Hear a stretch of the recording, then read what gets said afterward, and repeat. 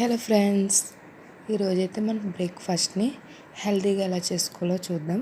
ఇదైతే పాలకూరని అయితే క్లీన్ చేసుకుని శుభ్రంగా మిక్సీ చేసుకోండి. పేస్ట్ లాగా ఇలా చూపిస్తున్నాను కదా, ఇలా పేస్ట్ కింద అయితే చేసుకోండి. ఇలా పేస్ట్ చేసిన దాన్ని మనం ఇడ్లీ పిండి ఉంటుంది కదా, ఇడ్లీ పిండిలో అయితే కలుపుకుందాం ఫ్రెండ్స్. ఇడ్లీ పిండి అయితే థిక్ క్వాంటిటీలో ఉండేలా చూసుకోవాలి. చూడండి, నేను చూపిస్తున్నాను కదా అలాగా. ఇది ఇడ్లీ పిండి అనేది పలుచగా ఉంటే ఈ పాలకూర వేసాక పిండి పలుచబడిపోయి ఇడ్లీ అయితే సరిగ్గా రావు. ఇదైతే చూసుకోండి, సరిపోతుంది.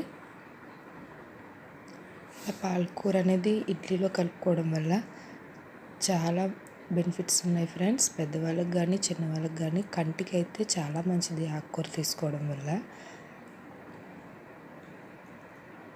ఇంకా పాలకూరలో విటమిన్ సి, కే, ఏ చాలా ఎక్కువగా ఉంటాయి. అలాగే ఐరన్ అయితే చాలా ఎక్కువ ఉంటుంది, పొటాషియం ఉంటుంది, ఇంకా పోలిక్ యాసిడ్ కూడా ఉంటుంది. రొటీన్ ఇడ్లీ తినడం కన్నా ఇలా ఆకుకూరలను వేసుకుని తినడం వల్ల హెల్త్ కూడా చాలా మంచిది కదా. చిన్నపిల్లలకి కానీ పెద్దవాళ్ళకి కానీ డైజెషన్కి కూడా చాలా హెల్ప్ అవుతుంది ఆకుకూర అనేది. చూడండి, నేను ఇడ్లీ రేకులకి అయితే ఏం పామలేదు, నూనె కదా ఏం అప్లై చేయకుండా నార్మల్ ఇడ్లీ ఎలా వేసుకుంటామో అలా వేసుకున్నాను.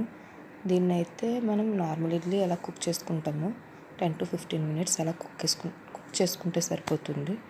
చూడండి, స్టవ్ మీద పెట్టాను కదా 15 minutes తర్వాత నేనైతే స్టవ్ కట్టిన 5 minutes తర్వాత లిడ్ ఓపెన్ చేశాను. చూడండి ఎంత నీట్గా ఉన్నాయి ఇడ్లీ అనేవి. మనం వేసుకునే నార్మల్ ఇడ్లీ లాగే ఉన్నాయి.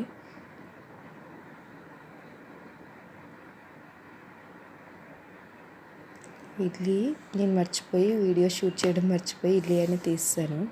పర్లేదు, మళ్ళీ దీని మీద పెట్టైనా షూట్ చేద్దామనేసి దీని మీద పెట్టాను. చూసారా, రేక్ అయితే ఇడ్లీ అసలు అంటుకోలేదు, సేమ్ ఇలాగే వచ్చింది. నేనైతే దానిపైన పెట్టాను, ఏమనుకోకండి ఫ్రెండ్స్. దీన్ని అయితే నేను పల్లీ చట్నీ కాంబినేషన్తో తింటాము. మీకు ఈ వీడియో నచ్చినట్టయితే చూడండి ఎంత మెత్తగా ఉన్నాయి ఇడ్లీ కూడా. మీకు ఈ వీడియో నచ్చినట్లయితే షేర్ చేయండి ఫ్రెండ్స్, మీ ఫ్రెండ్స్కి. నా ఛానల్ సబ్స్క్రైబ్ చేసుకోండి. Thank you friends.